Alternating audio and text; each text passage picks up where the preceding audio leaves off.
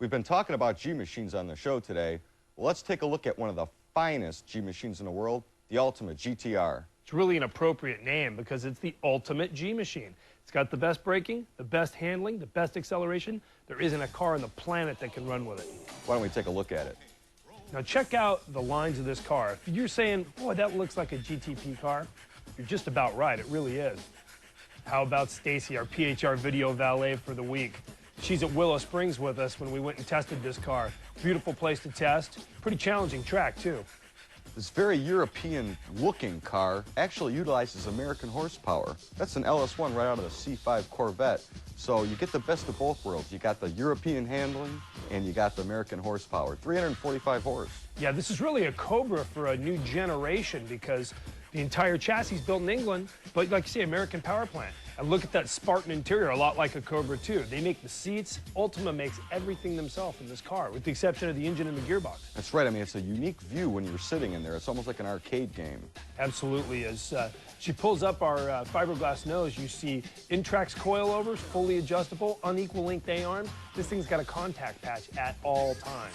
I think we had more fun just dialing the suspension and trying to maximize our lap times. That's half the fun right there. Oh, absolutely. And for our test driver for the day, we called upon John Hotchkiss, who's the guy who made a lot of the parts we looked at earlier. He's driven at Le Mans.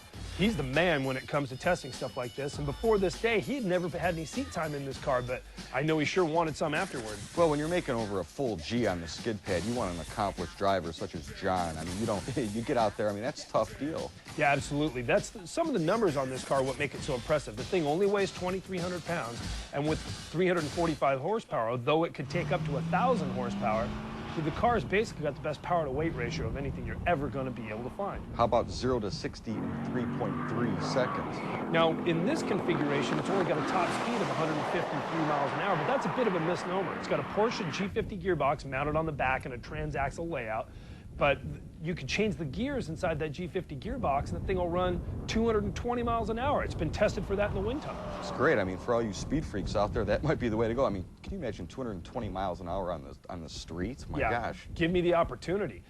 When you look at the car, basically you think mid-engine layout, that's the right way to do it. It's got a bit of a different balance than you think. It's got about 35% on the nose and the rest on the tail.